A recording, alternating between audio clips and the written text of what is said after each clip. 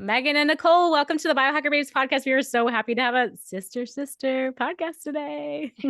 Thanks so much for having us. We're excited to be here. We are.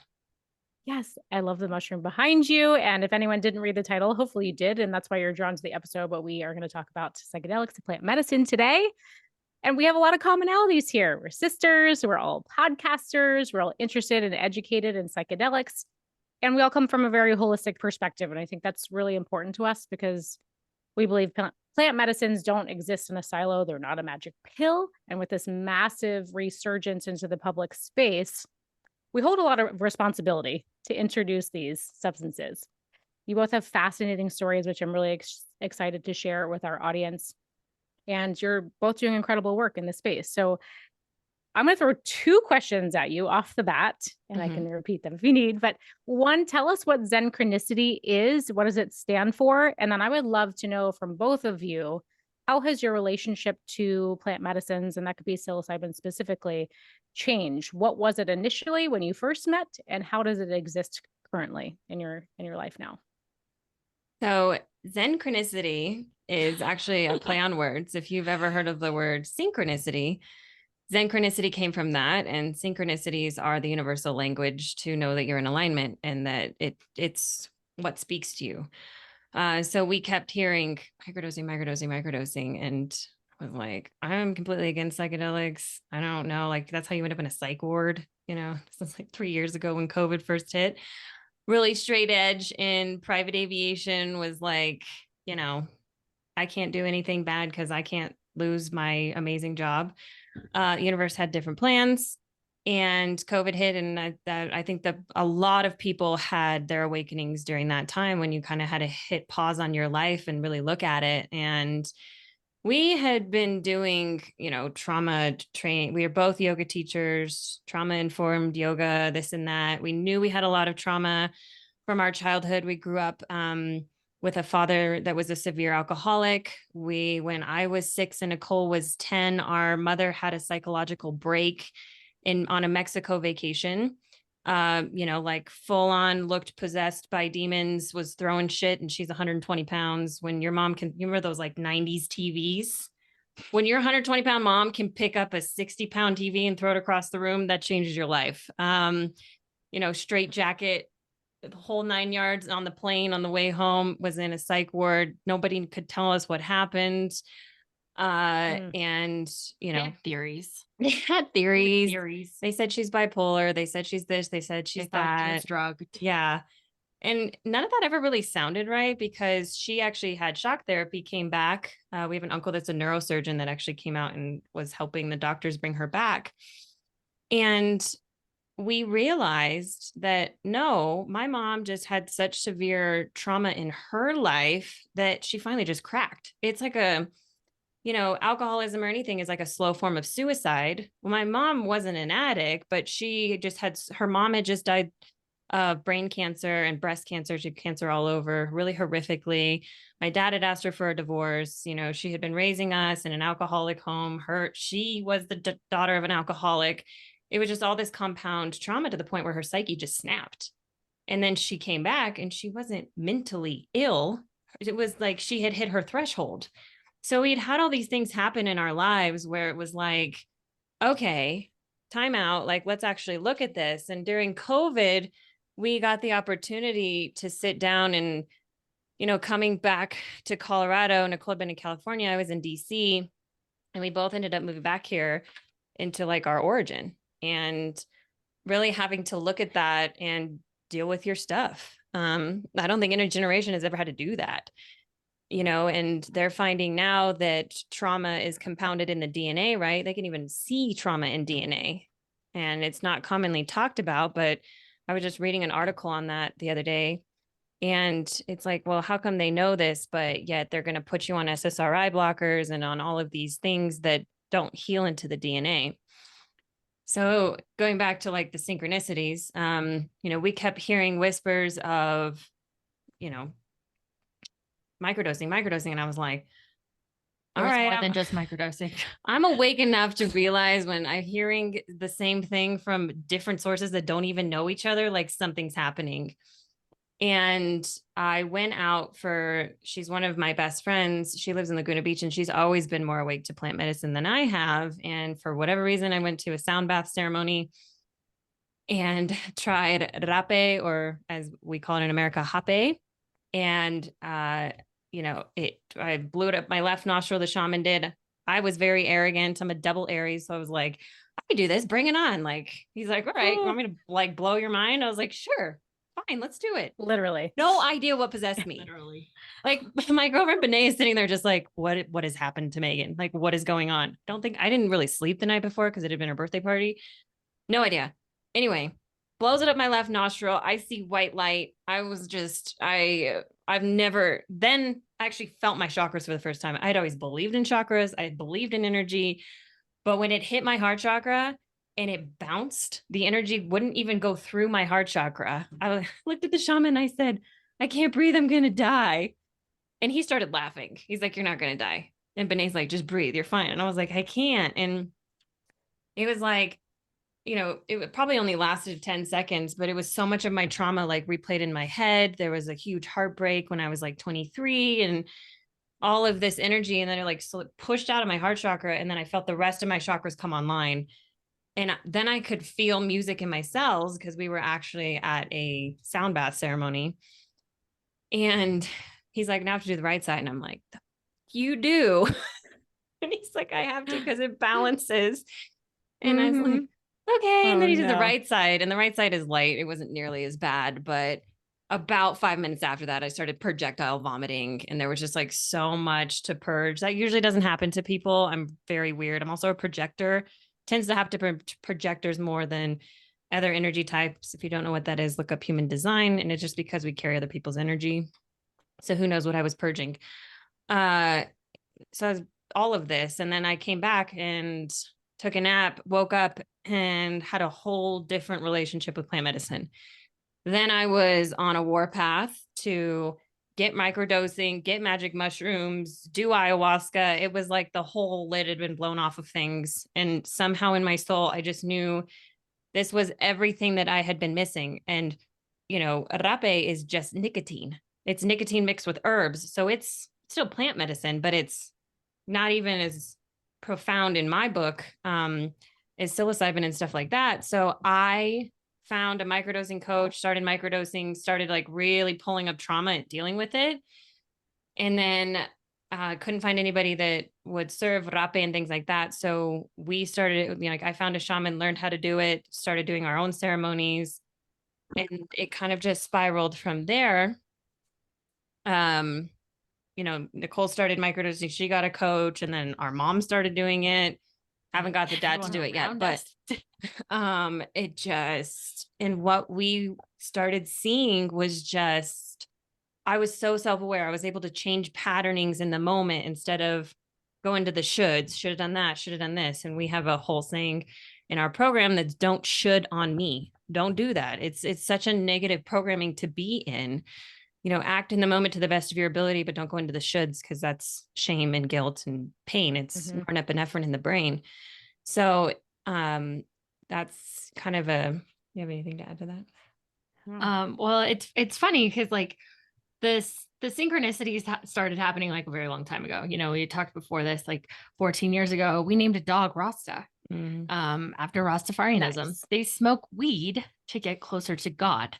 And when we were actually, Megan is a holistic nutritionist, she was taking a class about marijuana, THC, particularly in pregnancy, when actually the download happened for the name of the company. So there's been all these like little itty bitty, like breadcrumbs, I guess, along the way of like, I used to smoke a lot of weed, and like, it was more used for disassociation of just like all of my own things.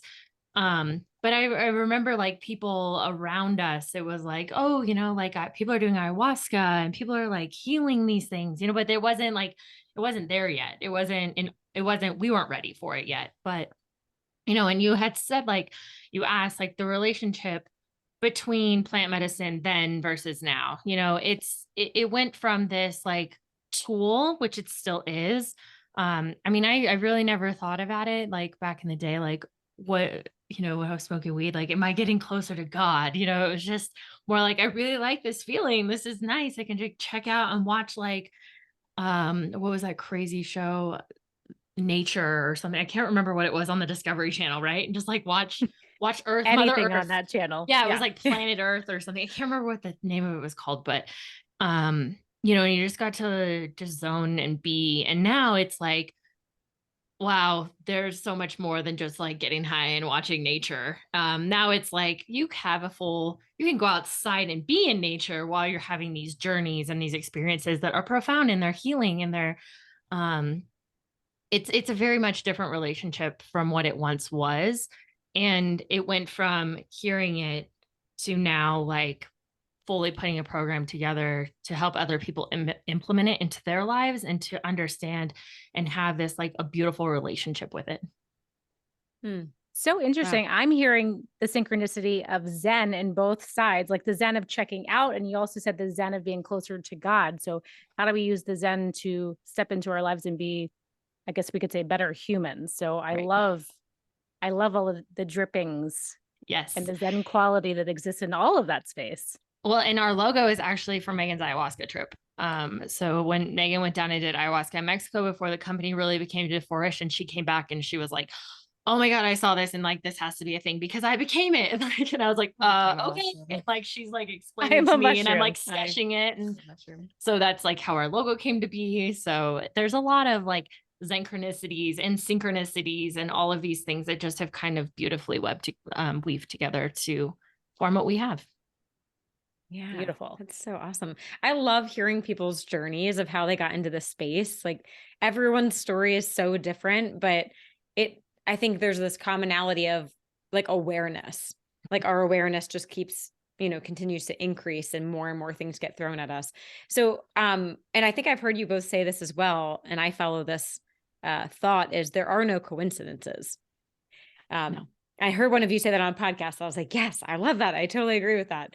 So circling back, Megan, I'm curious, like your first journey, if you would call it a journey with the rapé, that sounds pretty intense. Like, I think most people would hear that and be like, I'm not ready for that. No like fucking way. Where do you think most people should start? I mean, do they do a macrodose of mushrooms instead? Do they start with a microdose? I would personally recommend a microdose. Actually, the mushrooms are a lot more gentle than rapé is, which is funny. That's true. But that was also what my soul needed. I do not believe that plant medicine of any kind ever gives you more than what you're ready for. I was asking for that energetically. When you think of me being like, my energy towards the shaman was, I'm a yoga teacher. I can handle this. He said, like, do you want a hero's dose? And I was like, sure, let's just like, he's like, I'm going to blow your mind. I was like, cool, let's do it. I was energetically asking for that. And I got it. So, rapé ceremonies are usually, I mean, he even said, I've never seen somebody respond to rapé like that. And I was like, yeah. And even to this day, when I do ayahuasca ceremonies or anything, true shamans do rapé to clear the field before. That's how actually you're working with a true shaman, in case anybody knows. Clear the field. So they administer rapé, and I'm always the first one puking. I carry crazy energy. I can read people's energy. And I've actually come to find out that I'm an intuitive healer. Like I can medical intuitive, like I can feel pain in people's bodies. And a lot of times I internalize it in my own. So when you push like rapé or something into my field and it pushes out all of that energy, a lot of times I throw up because I carry in my solar plexus. Like I always know it's my emotions if it's in my heart or my brain. If it's somebody else's, it's in my stomach or my solar plexus. So that's often why I purge when I'm doing any kind of like plant medicine, is because I naturally want to get into people's field and help them. It's partly why we even, a huge part of why we started the company is because it's pretty hard to lie to me because I can feel your field if you invite me in. So it's one of those things, but in order to do that, I actually have to feel your field. So I'm taking on a lot of your stuff. That's why I always have like a crystal or something on too. It helps quite a bit with that.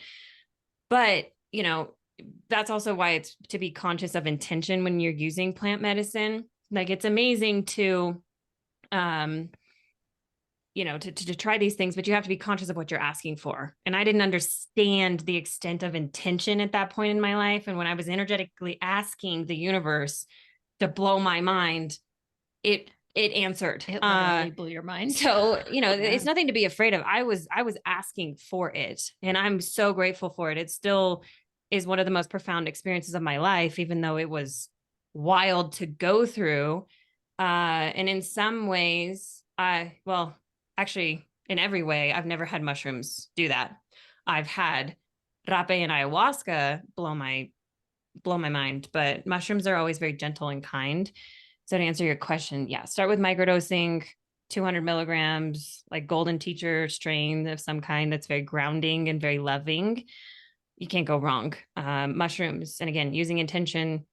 Mushrooms are always of the energy, do no harm. Ayahuasca and rape are not. That's not necessarily the case. But if you're not asking for it, it won't give it to you.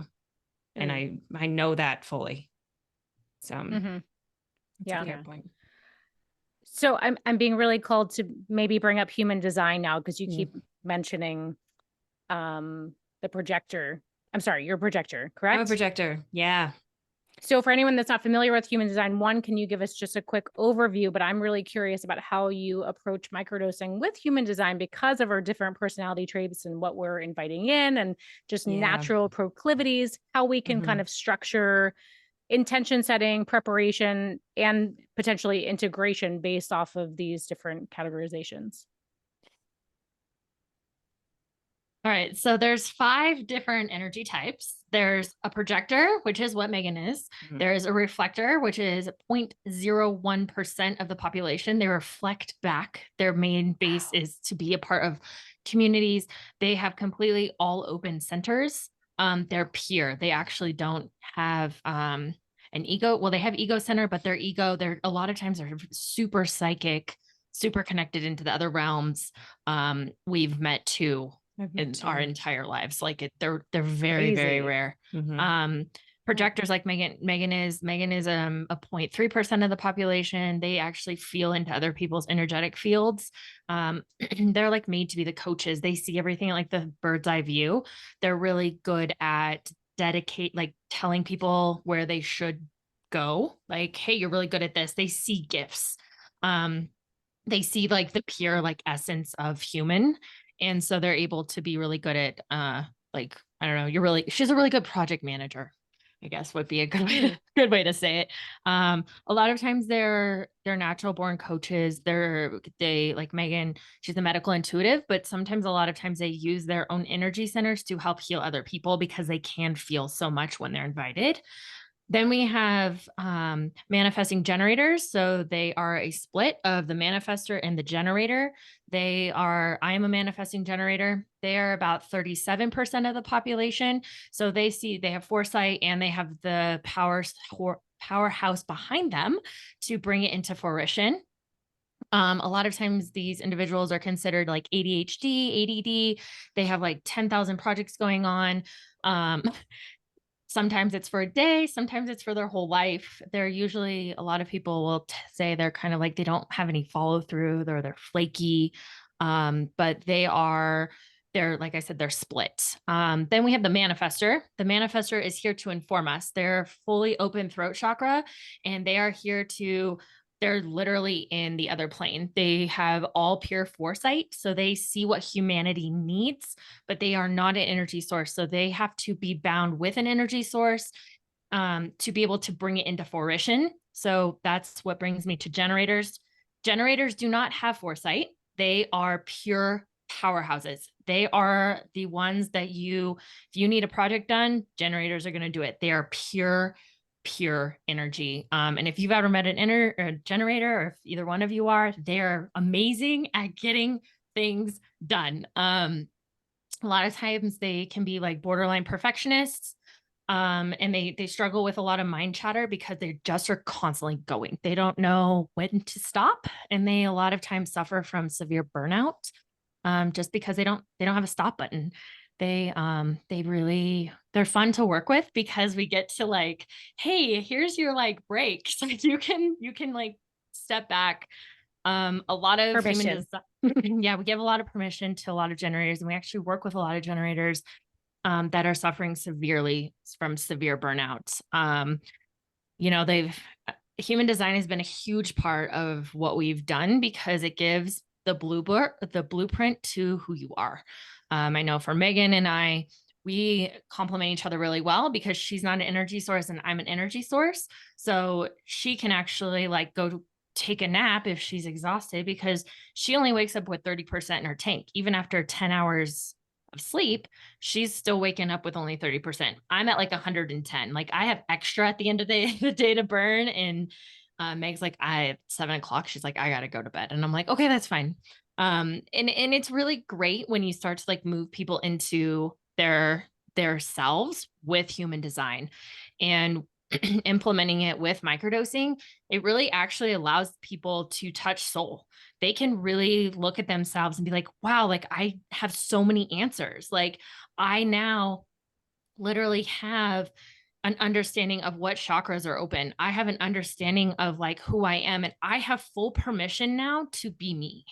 And it's been a really wonderful tool next to psilocybin together. Well, it just like we just had a reflector come into our lives, and she's been on all sorts of medication. And I started talking to her, and she said, well, I can't make a decision. I said, you're a reflector. Reflectors function off the moon. They're pure feminine energy. So they can't make a decision. They make decisions based off moon phases. So they have to ask a question and wait 30 days. The rest of us don't have to do that. Gosh. Yeah. And it's really Talk about delayed they're gratification. Yeah. They're 0.1% of the population, and doctors are sitting there and putting them on drugs. And it's like, no. Like, this is just who they are. They're mirrors to all of us. They don't really have the same kind of identity or ego or things like that. But, she's sitting there on Adderall, all of these things because she feels like, or did until I told her about human design, feels, inadequate, or like she should be like the rest of us. And I was like, no, actually, you're literally superhuman. Like you're so unique and so special, and we need reflectors in the world and off drugs because literally, can I hire you because you'll show me the flaws that I don't see? Because projectors and reflectors, like if I can get a reflector in to show me what I'm not seeing, because I'm seeing a lot of it, but if I have a reflector there to mirror back to me what I'm not seeing, they're priceless in a community. Because you will not fail if you have a reflector. But if you have a reflector that's on all of these Western medicines that doesn't believe in themselves and doesn't understand their own gifts, of course, they're going to think that they need to be different than self, when in fact, they're like, the fairies of society. They really are. They're extraordinary beings. Love that. But it's really frustrating because they function different than the rest of us. And I understand that to a small scale because our society is built for energy sources. And as a projector, I struggle all the time because I'm like, oh my God, I just don't have the energy. I just wish I was an energy source, because projectors are actually the newest energy type. They came around in the 1700s, but it's not built for us. We're built to go, produce. And that's just not how projectors work. And a reflector has even less than I do. So I understand to a certain amount, but not really what they're going through. And I'm like, wow, if we all were just taught to accept ourselves and love ourselves as we are and not trying to change or take drugs to be different. And that's what I like about plant medicine. It's like acceptance of self. No, I am who I am. I mean, I grew up with parents telling me that I was lazy and this and that because I'm a projector, and I just was tired more than other kids. Or I'd have to be invited or this and that. I'd have to be around an energy source. And it's like, wow, we've been beat up our whole lives telling ourselves to be different. If we lived in a society and had plant medicine represented there, so it's all about just, this is who I am and I am who I am. And I don't really care what anybody else thinks. And by the way, if you're really like in my field judging me, you need to look at what's going on with you. So it's just, human design has granted us a lot, even that one person, she was just like, oh my gosh, this makes so much sense. I'm like, yeah, you're a fairy. Like, oh my gosh. I'm like, it's like finding like a mermaid or something, like, whoa. Well, I've met too. And the cool thing is like projectors, reflectors, and manifestors don't have energy. They're not energy.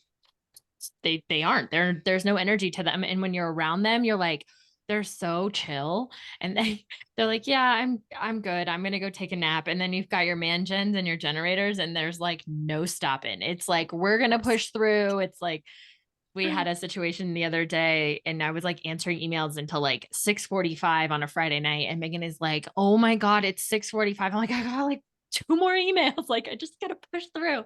And she's like, I'm good. Like it's the work week. We're done. But it's a very, but you've got to understand that balance and understanding. I mean, I know I can push through and then I'm exhausted, and that's also not healthy too, so you've really got to be able to balance that. And I think plant medicine, from what we've experienced, we have watched a lot of people have profound breakthroughs with their energy source and their understanding, like when to stop and when to like take a break. And projectors, even the projectors we've worked with, they're like, what? I can nap? This is awesome.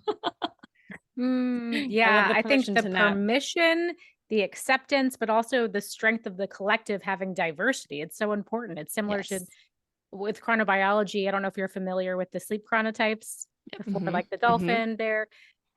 I was always upset that I'm a dolphin. I'm a light sleeper, but ancestrally, I was designed to stay up to protect the tribe, and that's valuable. If we were all the same, as you said, we wouldn't have strength. And I think.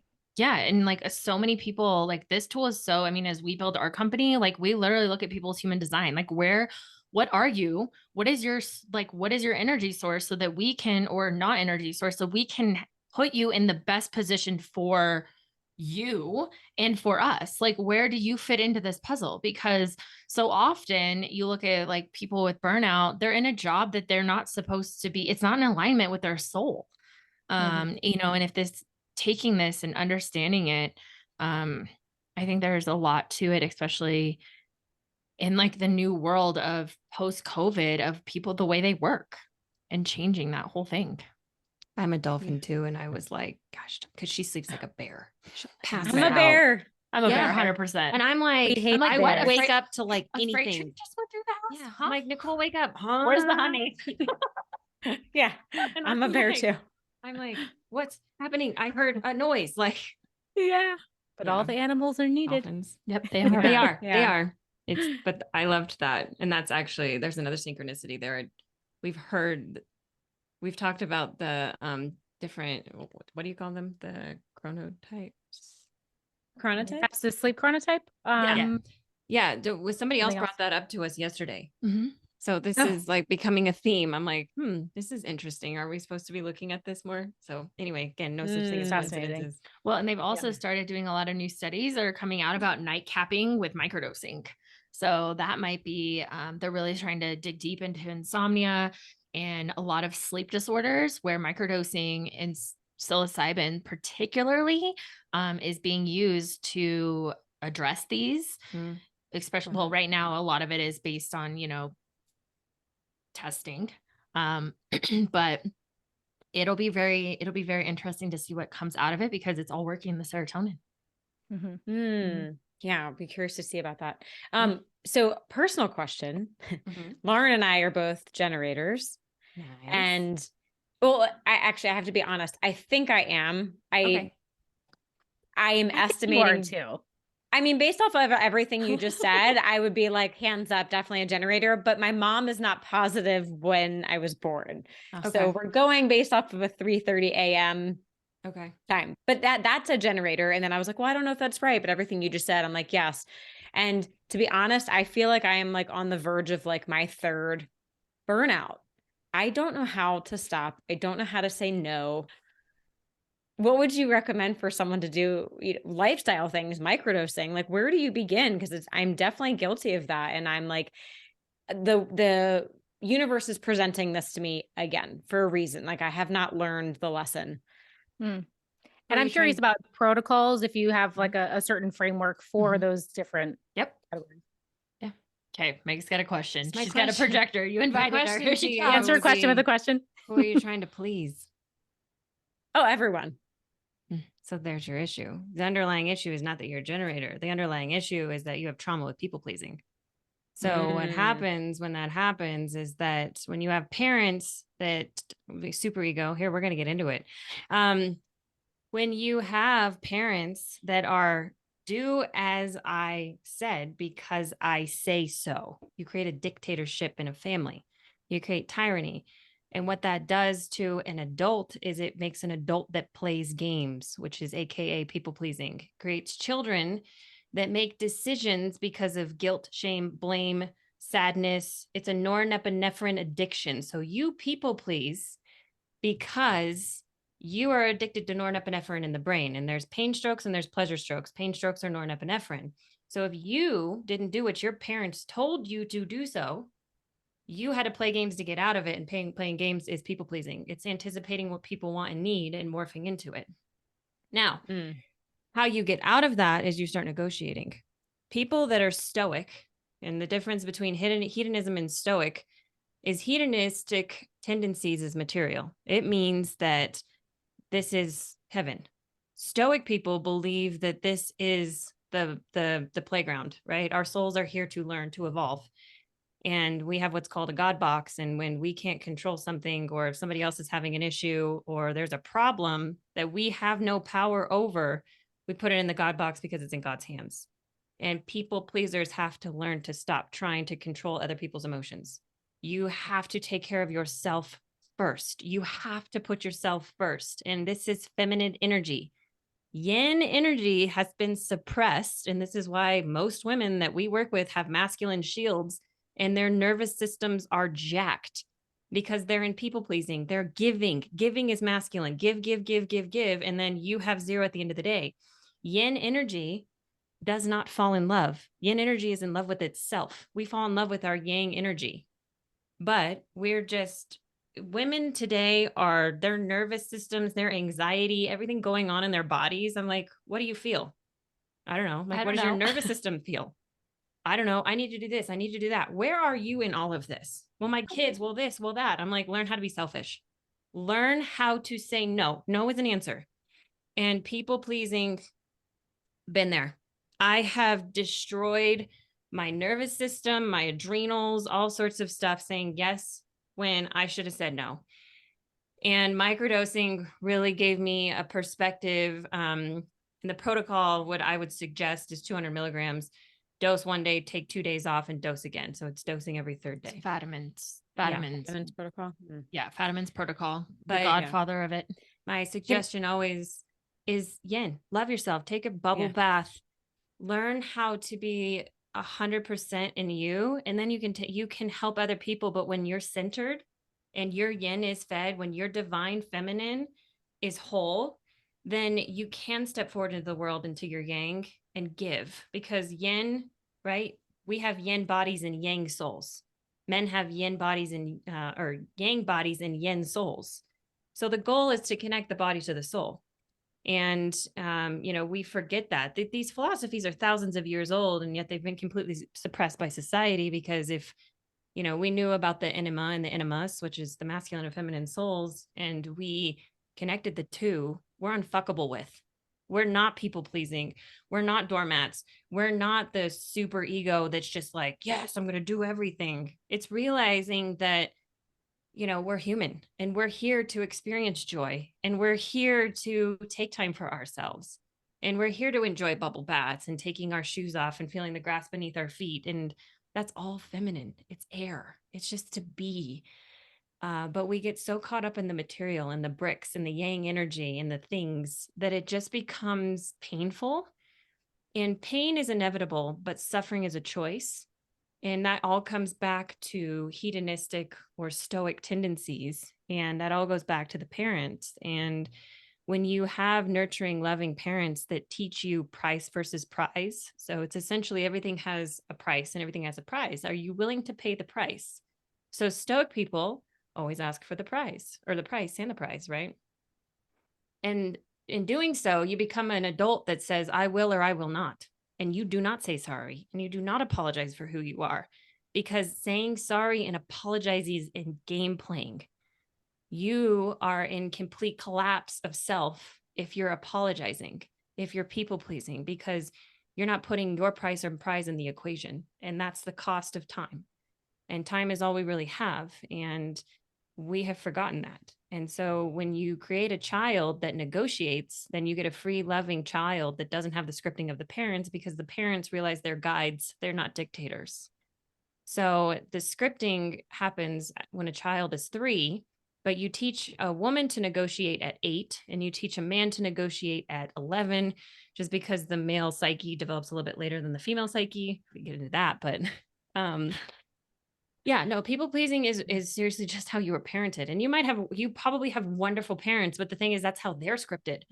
And that's what we're trying to change. It's not the ego, it's the scripting. Your ego gets you out of bed in the morning. It's actually extremely important as a human being to have an ego. What you have to kill off is the scripting of the parents and the trauma that lives in your DNA. It's not your ego. Your ego is specific to each person, and we have one depending on what we came here to do. It's actually extremely important. But when you have ego deaths or things like that in ayahuasca or even taking mushrooms, it's actually the dying off of the negative energy that was forced into you by your parents, or learning how to step in and what do I want, need, and desire. And then I can give everybody else what they want, need, and desire. But I come first. Unless you have like an infant or something, you kind of have to step in a little bit differently. But it's people pleasing is a huge one, especially for women. Yeah, I'm sure. So. Yeah. And we do have protocols around it. Yes. Yeah. Well, thank you for everything you just shared. I just I'm going to go back and listen to it all again later. Like, that was amazing. Thank you. Protocols are different for everyone, especially with like severe burnout. We normally like really dig deep into like why. And a lot of times it comes down to people pleasing. Sometimes it comes down to like, we're working with moms that their children are still under 10. So they have to be in their masculine, because masculine right at that point is giving, and you're normally, it really, everybody is so different. But a lot of it is coming back to actually teaching people how to use their words, because so often we actually have no idea how to use our words. And, we have, over the course of our working with our mentors and studying a lot of Dr. Eric Byrne and Carl Jung, we've actually created scripting to help people be able to make appointments with their significant other, to be able to make space, to be able to have those hard conversations, to ask for what they want. For the masculine to say, hey, I want this. And for the feminine to say, I don't want this. Like, whoa, this is not okay for me.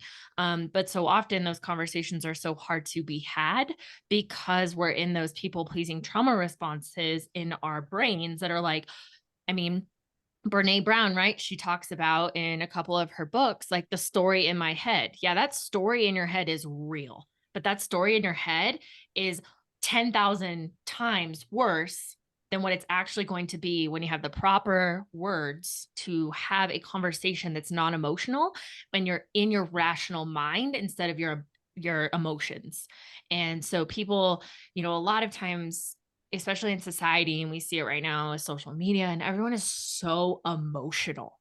Like you turn the news on and like, it gets you like your blood pumping within like the first 5 minutes.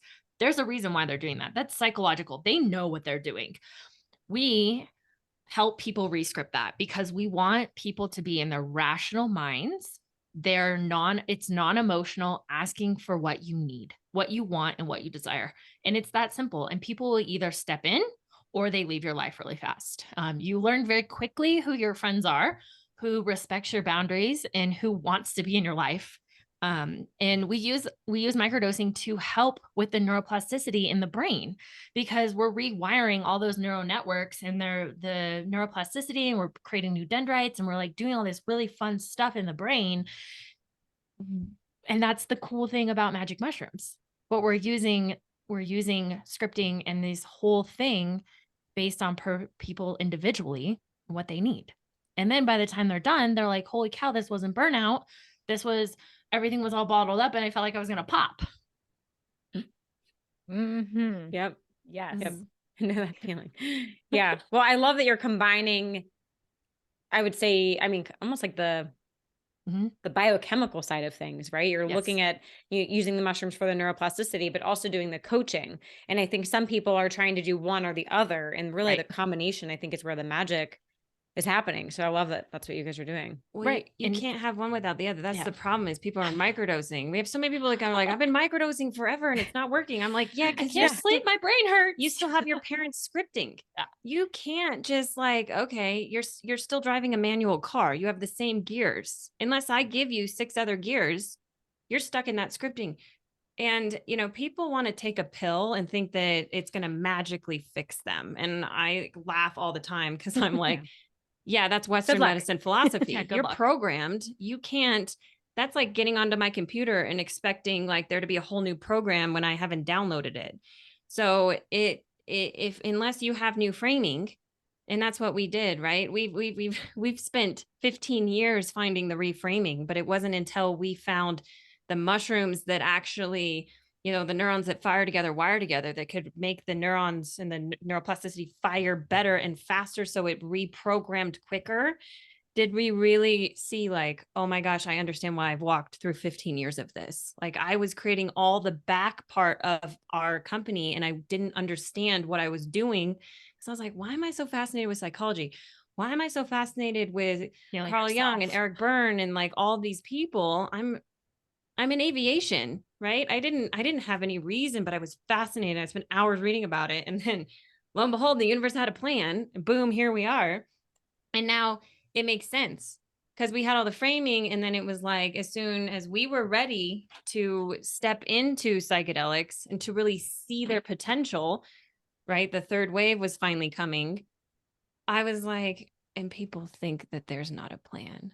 Like, anybody that does not believe in the universe being intelligent and that our souls have a journey and that there's a power greater than yourself, I don't even know how to talk to them because, you know, I've been there. I've had my moments where I'm like, well, I don't really know if God has time for me, but I always believed in a God of some form. But now the connection that really the divine has in your day-to-day life gets more and more profound the more open you are to it. And psychedelics really show you that God's within you and that he's been there every step of the way, or she, or whatever.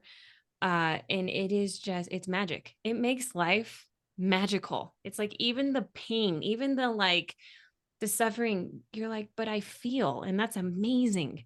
And it still sucks, but like I can hold space and be in it and realize like, wow, this is what it is to be alive. It's what it is to be human, and it's all beautiful. And it doesn't have to be suffering, because suffering is programming.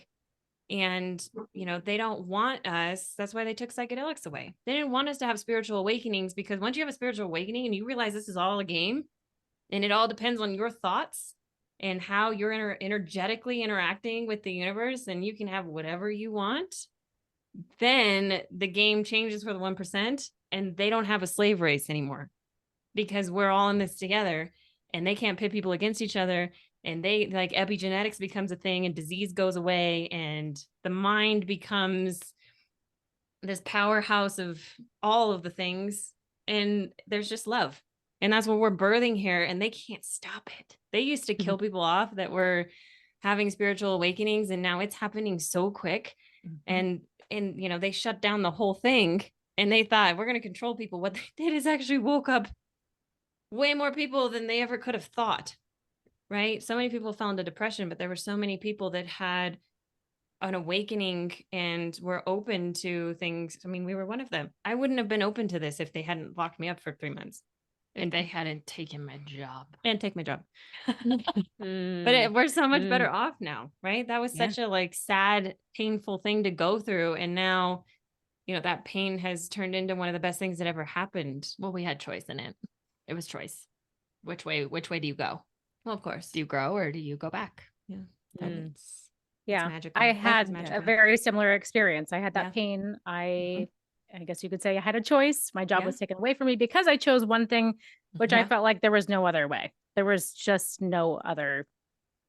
There was no way I was choosing the other thing. I know what you know. I know that you know what I'm talking about.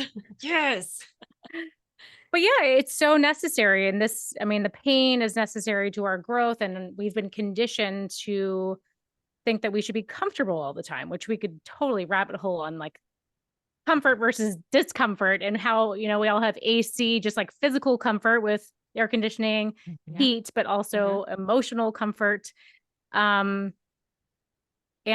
I just think it's so necessary. I'm just so curious, like the first wave had an end of the story. The second wave had an end of the story. I'm so curious, will there be an end to the third wave, or where? Obviously there's going to be resistance and boundaries at some point, but there's still good and there still is forward motion no matter what. What do you see coming down? We hope the pharmaceuticals. I'm putting it out there. The pharmaceuticals will fall. Yeah. And it's partly because what they were forcing people to do, and the suffering that will come out of what they were forcing. They made a bunch of money and did a bunch of things, and it will be their downfall. You reap what you sow, and, whether you're dark, light, up, down, I don't really care, but karma's a thing and you cannot escape it. It's not one of those things where you can just sidestep what you've done.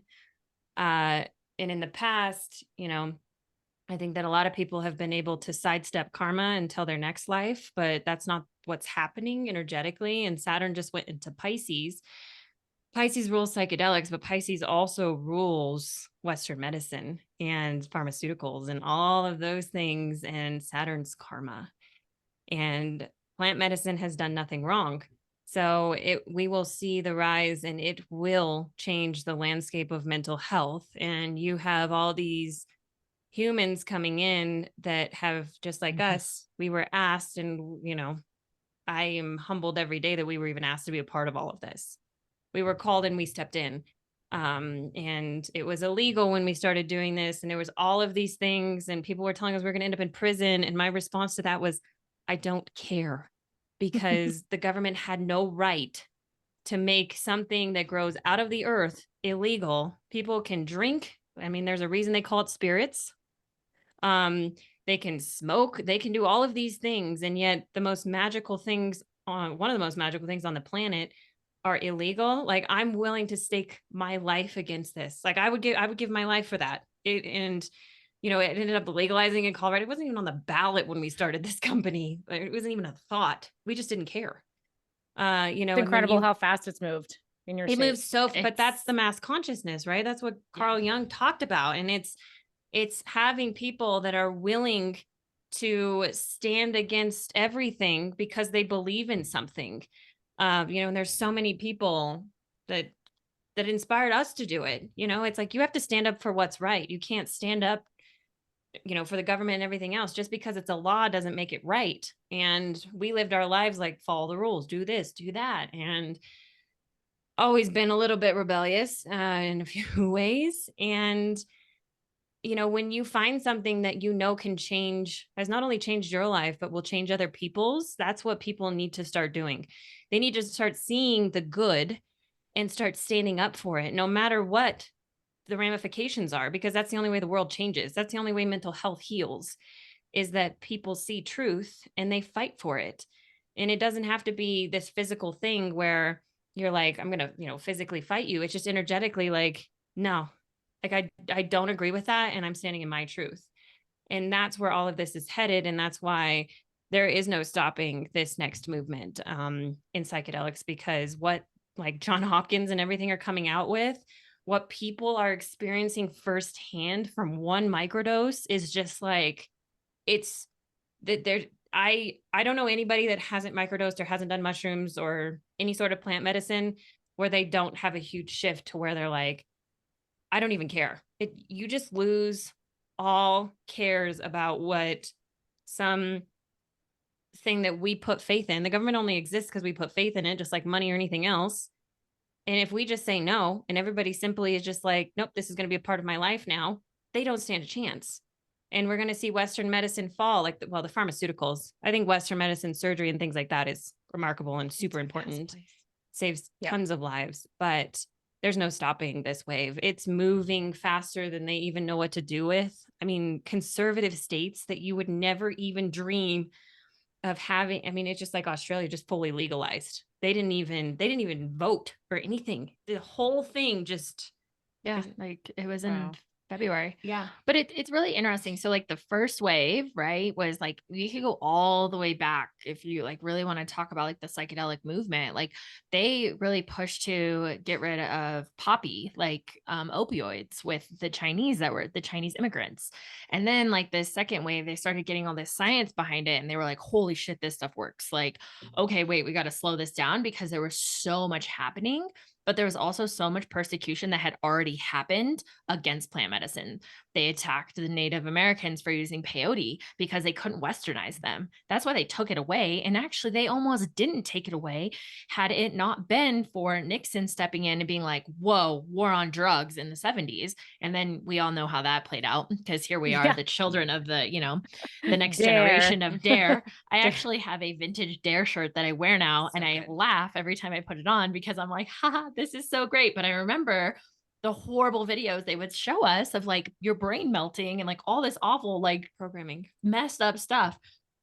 But the second wave was this, like all of these individuals that stepped in that were like, no, like there was, Leary, he died in the name of psychedelics. There's Bill Wilson. He got kicked out of AA, his own freaking program, because he was like, LSD is the 13th step. This is how we heal addiction. And he was shunned. Even Maria Sevilla, and now she wasn't in the 70s, but she was the godmother of mushrooms. She was shamed by her own people for having this plant medicine. And now it's like, okay, it's happening so fast. And the beautiful thing about, I think, what's happening now is that there's generational trauma that wants to be healed around this. And people are stepping in because in the 70s and 80s and 90s, the pharmaceuticals took over with Ritalin. They took over with all of these SSRIs. They started pushing them on people. I remember when my mom was diagnosed with bipolar, first thing they put her on was lithium. Okay, lithium is one of the most dangerous drugs out there and is now actually not even on the market. What the hell? But they made a lot of money from it. Now, do people actually need some of these pharmaceuticals? Possibly, but they put them out there without all of the testing, and they keep doing this over and over and over again. Yet now, psychedelics, they're testing them, they're testing them, they're testing them. And guess what's happening? Over and over and over again, they're proving to be better and better and better. With every new test they do, every new scientific research that comes out, half of these doctors are like, oh shit, we keep trying to debunk our hypothesis, but yet we keep proving it like 10 times over. I mean, the Johns Hopkins research that just came out about addicts, 2 macro doses, and we have an 87% sobriety within 6 months. That's amazing. Wow. Was that with mushrooms? Can't do that. That's with mushrooms. That's with people macro dosing 2 times, 2 to 4.5 grams in a clinical setting. So they went into having the headphones and their mask and their blanket with a trip setter. They came out, 87% of them now 6 months post are still sober. All of the participants had been in rehab centers from anywhere between 30 and 90 days, going the Western traditional way with hospitalization and everything, and could not stay sober. And now here we are. So it is the third wave. I get really passionate about this because I'm like, the plant medicine and the addiction, what it's helping addicts do and the breakthroughs that they're having just on 1 or 2 macrodoses. I mean, we've even had people come to us that are like, I think I'm an alcoholic. I'm not sure, but I want to do your program because I want to like seek this. And within like 3 weeks of microdosing, they're like, I have no desire to even touch alcohol. I don't want to smoke weed. They're like going outside, they're meditating. They're like, holy wow. Like I had no idea. And we're like, when you start to like do the work and work with the plant, like it's fascinating. There's no side effects and you rescript the brain because addiction is in game playing. It's not in stoic negotiation behaviors. And, the drama triangles that go on, you're either a victim, rescuer, or prosecutor, right? And victimhood is addiction. And this like, Dr. Stevens has this whole drama triangle that plays out. And when I looked at it for the first time, I was like, I've been all 3. And we're going to I learned a similar one. It was victim, villain, and viller. Same thing. Yep. Yeah. Same idea. Similar. Yep. I'm like, oh man, where am I right now? Yeah. And then like the little scripting, you're like, ooh, I was doing that. I just mommed you. My bad. I got to go make amends. Like I need to go like clean up my stuff. Oh, wow. The things I do so I don't have to look at myself. Yeah. Like, yeah. Anyway. Such a Yeah. good tool. Yeah. The beautiful distractions. Yeah. I mean, we could use all of distractions. this as a distraction. So what is the intention going into it? Because just like we started out, Nicole, you said you were using cannabis to check out. And I think it's very, very easy to do that with any of these medicines. Absolutely. So I'm curious to kind of round things out. I'm curious Mhm. from a behavioral and nutritional side, because we know there's such a vicious cycle with neuroinflammation, like neuroinflammation or mental health really is a neuroinflammatory disorder. Yes. Yeah. Yes. And we know that trauma, isolation, ancestral trauma can lead to inflammation, but there's also environmental and nutritional Absolutely. factors here. So how are you coming into this through a nutritional lens, or I guess, how are you supporting your clients in this way? Because potentially we can't get into neuroplasticity if we're stuck in this neurotoxic vicious cycle. Have you ever heard of the Greek mythology of Psyche? She was Eros's wife. I So have get not. this. Tell us. Psyche, which modern day psychology, psychiatry, all of it's named after. She was the goddess of mind, body, and soul. If you don't have one, you don't have the other.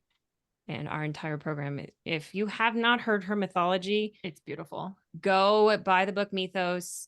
We Listen to did it. a podcast on It's it a too. beautiful. She was a human, and then she actually married Eros because he fell in love with her on accident, and It's a whole beautiful. turned her into it's a whole goddess. beautiful love But story. she was the goddess of mind, body, and soul. And so we start with the body, because you are absolutely right, Lauren. If you do not have a healthy body, forget getting into the mind. And we work in. Dr. Eric Berg was my mentor when I lived out in DC. He lives in Arlington, Virginia. And, he believes in the different body types, find the weakness in the body, right? Men usually have like liver or adrenal body types, women, pancreas or ovary. You can also have adrenal body types. You can be more than one, or thyroid. And so the 5 different body types, 4 main ones. But pancreas body type is the 5th, and it's getting more and more common because of diabetes, because people just eat all the time and they eat sugar. Or, there's so much estrogen in our environment, and estrogen is insulin reactive. So our bodies are so sick. And you see this with the whole, I actually fully support healthy bodies, but I do not support obesity, and I do not support anorexia. And I believe that they're the same thing, just on the opposite end of the spectrum. And people running around, 15-year-olds that are 250 pounds, and they're like, I love my body. Da, da, da, da. I'm like, you're killing yourself. The stress on your heart is in trouble. No. Also the whole, in the 90s, it was like heroin skinny, not right either. Same thing. Ice Now and cigarettes. we're just an extremist society. And I'm like, no, why don't we just put like normal sized women on covers? And it's always jacking with the feminine. And I'm like, of course it is, because if the feminine's a mess, and the feminine is what challenges the masculine and makes the masculine step in, the whole society's in chaos. We destroyed the feminine. Feminine is competing with the masculine, which shouldn't even, and look where we're at right now. And, and our children are in huge jeopardy right now. I won't say anything else, but it's all about the children. And I get really mad about this, because a society that's not protecting the children, when society is about raising children, messes with my soul, not my heart, my soul, in a way that I cannot even explain. And that's why I think we're such on a war path with this, because we have to do something. It's not even like, okay, I might do this. I'm like, if I don't do this, my soul's going to die, because I can't watch this and just stand on the sidelines. But people have got to get their bodies under control. Forget even, 90% of our serotonin is made in our stomachs, and people's guts are, if you're heavy, your gut is a mess. And then the parasites and all of the stuff going on, get it under control, and the first step to discipline is what you eat, what you put into your body. Forget discipline on any other, and your mind or anything else, if you can't even control what you eat. And if you're not looking at that, then forget it. And just, obviously women intermittent fast a lot less than men, but we have to have periods where we're not consuming things so our pancreases can relax. We can sleep better when our stomachs aren't full. But there's just this constant consuming of food, of TV, everything is just like fiendish. And it's like hedonistic, just like, how much can I have? How much can I take? How much, and they do that with plant medicine, with alcohol, with drugs, with like sex, with, don't get me started on hookup culture and how bad that is for your psyche and your body. I thought you were going to go porn addiction, but you went Well, hookup that too. culture that way. It's hookup culture. It's just hookup culture has destroyed the feminine. And it's destroyed the masculine in doing so. And I used to be a part of it. I am so guilty. I was brainwashed thinking like, oh, well, women can have sex without feelings. Bullshit. We're not meant to. And, that's also disrespecting your body. And that would send me into anorexic phases and all sorts of stuff, or overeating. I mean, you have the three of those things go together, and you can't separate one from the other. If you're not serving your body and your mind, then forget even knowing your soul. And if you're not serving your soul, then forget your mind and body. Like, I love Greek mythology, and part of me really believes that it's true. I don't know whether it happened here or wherever, but it's weird now that I listen to it as an awakened soul, how much that actually relates to human beings and even what's going on now. If you look at the Mahabharata, Mahabharata, the Bhagavad Gita. Like the Bhagavad Gita, or things like, it's been around weird. for a long time. I'm like, okay, all of these cultures have gods. All of these cultures have these crazy stories that are weirdly similar. Like, Shiva's massive. The Titans were massive. Like, you start to get these themes. I'm like, okay, so you're telling me that all these people came up with, and again, I don't have the exact answers, but all I know is mind, body, and soul. Try to start being intentional about all three, and just cut out sugar. Step one, like, that is, we actually consider that an addiction. When we go through, like, whether people are addicts or things in our program, if you're addicted to sugar, that's a mind altering chemical. You're an addict. And I don't know many people. I used to be a sugar addict. I've never been an alcoholic, never really been a drug addict, but I was a sugar addict, and I was always skinny because I just have a fast metabolic rate. But I was totally addicted to sugar. And when I came off of it, I had a migraine for like 5 days. That stuff is so addictive. But we're big on. It's a big part of our program. Yeah. Feeding the body what we are, which is fats and proteins. And I think it's the biggest pushback we get. Yeah. People push back so hard. Like, what do you mean? I'm like, you can't eat that. Like, I mean, you can, but you're gonna, like, that's not, like, you have the choice. You 100% have the choice, but it's gonna be something where, like, you may not get the results you want because we're working directly in the serotonin receptors in the stomach. Like, we got to get your gut figured out. But yeah, the food is the body. The body holds so much trauma, and, like, the Body Keeps Score, right? A great book where they've actually gone in and done all the scientific research behind it, and the DNA trauma, which I think is kind of changing a little bit. But, at the end of the day, a lot of these people that come to us, they just are constantly consuming. It's a consumption. And slowing them down, being able to actually help people slow down, to be able to actually recognize what they're eating, because so many of them are, back to programming. They're programmed based on the old pyramid, the food pyramid. And so that's in their head. They actually think that a lot of these things are really good for them still.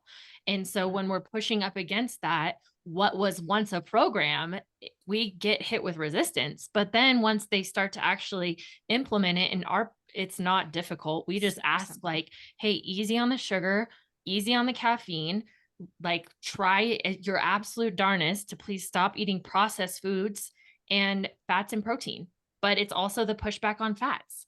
Like, oh my gosh, I'm going to get fat because of the whole movement that was behind fats make you fat, and so, it's a beautiful dance, right? And the psilocybin helps, like, kind of reprogramming this, but they also start to realize how much better they feel. Right. And they they can actually touch their nervous system because they don't have all this excessive inflammation.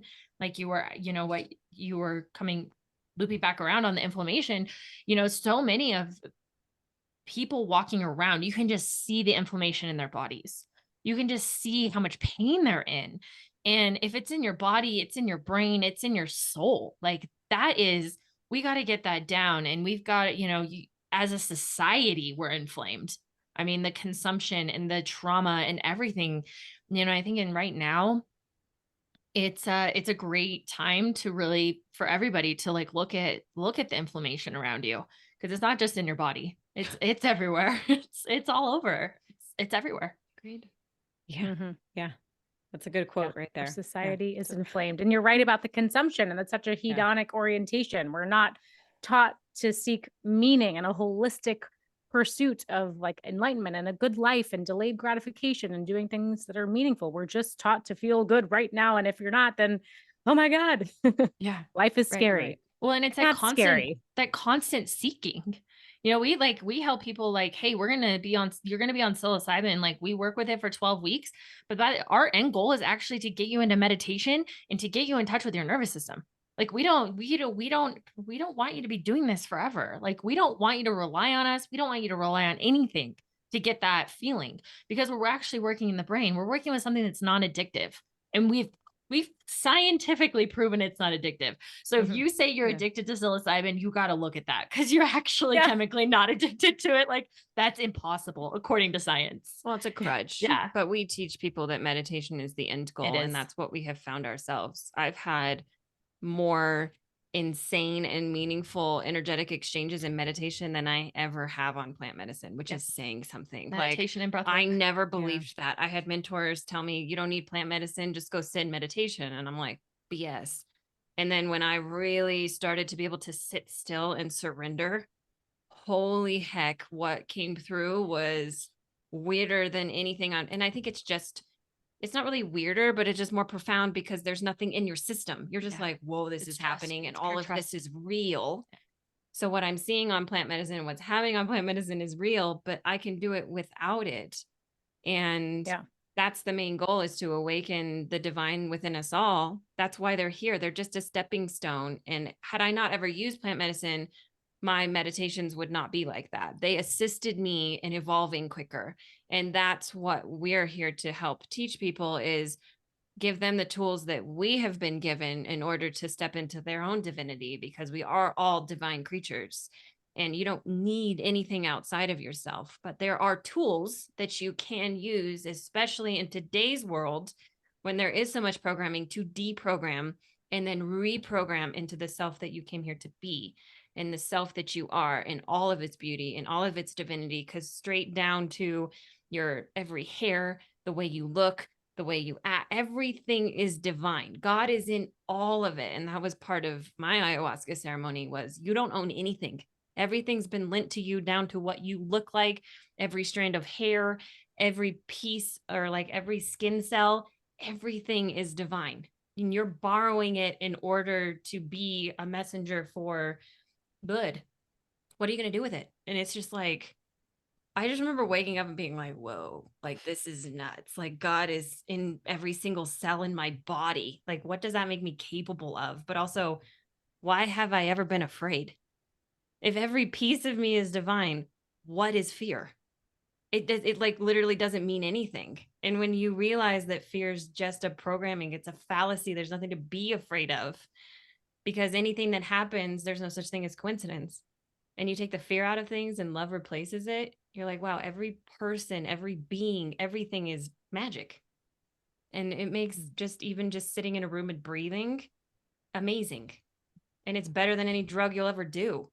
Because it's like, this is a trip. Like, this is a trip in itself to even be human. If you knew how many souls were waiting to come here and have this experience, you would never be sad about anything. And that's what I love about plant medicine, is that it gives you a reference to really understand just what a gift it is to even be alive, because you won essentially a lottery to even, especially to be here right now. I mean, we're going through something that the world's never seen, and the souls that get to be here are so lucky. Like, it's kind of a pain, because you're like, what is actually going to happen? Writing history. But it is on a soul level. It's cool.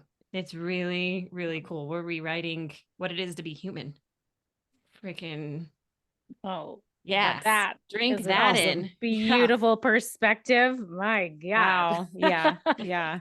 And thank you for Love that. looping back to that, because I mean, that's our goal too. And we wholly believe in this. We want to empower people to be able to do this on their own. And I think there's just so much chaos, there's so much inflammation, there's so much noise But yes, just the purity of being and love is just so powerful. So thank you for all the work that you're doing. And thank you for sharing all of your wisdom and gifts today. This is really special.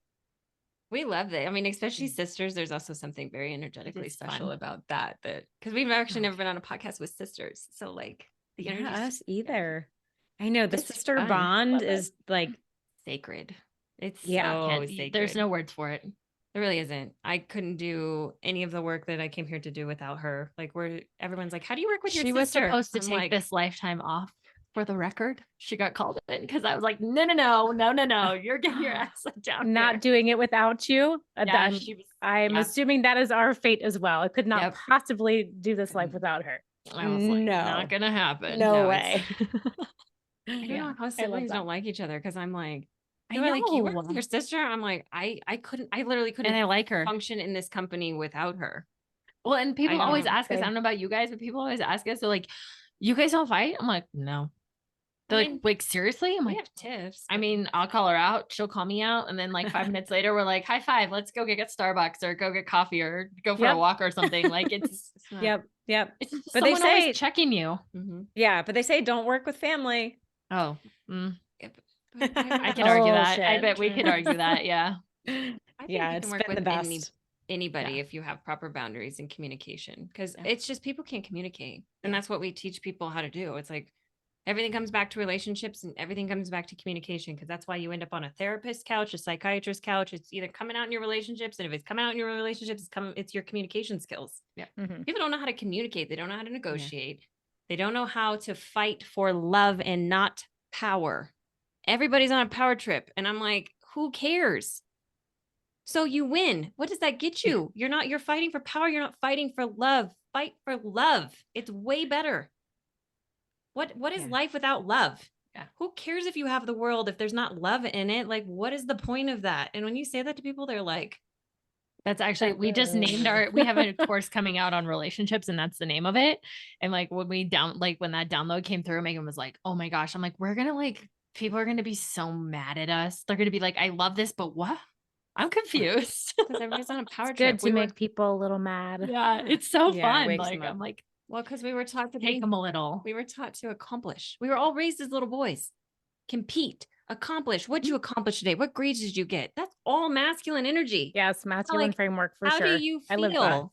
that. What's going on in your world? Like, who made you feel good today? What made you feel good? I'm like, that's fighting for love. When you ask the feminine, how are you feeling? I'm like, oh my gosh. When somebody first asked me that, because my parents raised us as little boys, I was like, what? What do you mean? What's What? a What do you feeling? mean? What are What are feelings? those? I was What like, are feelings? I What don't is know. that?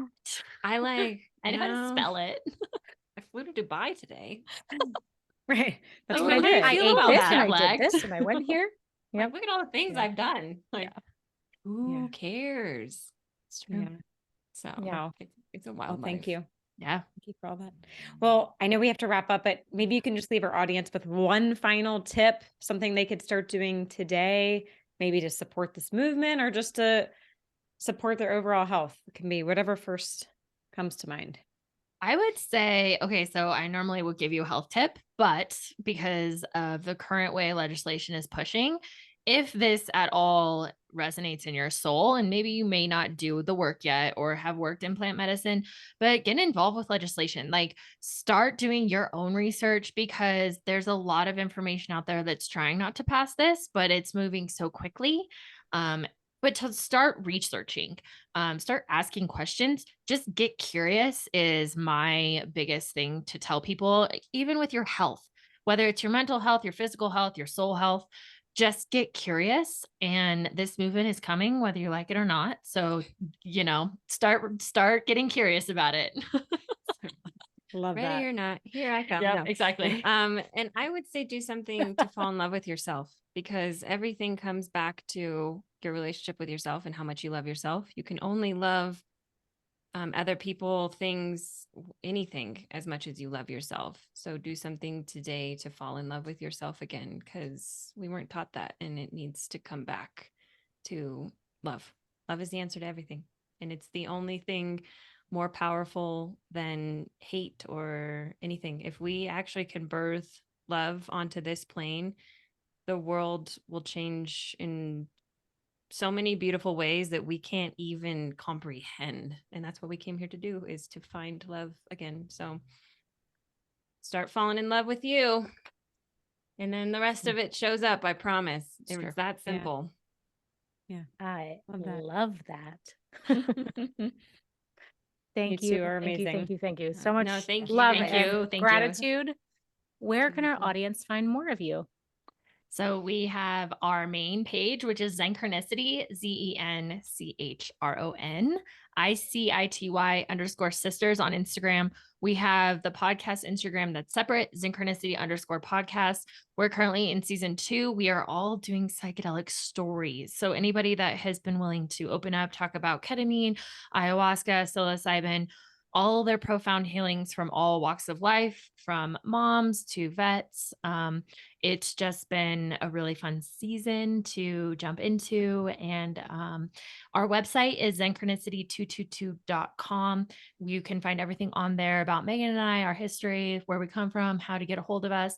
And then if you are curious about being a part of the program, you can apply directly on our website under one-on-one coaching. It's all on there.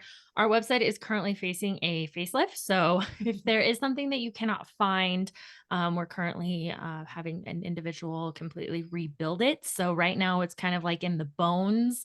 It's getting a full facelift. So if there's something you cannot find, please feel free to chat us or DM us on social media. We run our social media, so you are talking to either one of us. And we just believe in that, being that we don't want you to talk to a robot. I think that's weird. That's how you get a hold of us directly. Awesome. Thank you for that. So we'll link to all of that in the show notes for today's episode, so it's easy for everyone to follow you. And I highly recommend it. I can't say it enough. I love what you guys are doing, and I can feel your love and energy through the computer. So thank you. Thank you. Yeah. Thank you so much for having us. It's been so much fun. And thank you for what you guys do. Yes. You're part of this fight, and I love to meet, especially sisters, because there's synergy there. But that are So much on the right team is what I'll say, and fighting for the good in the world. So thank you for what you do too.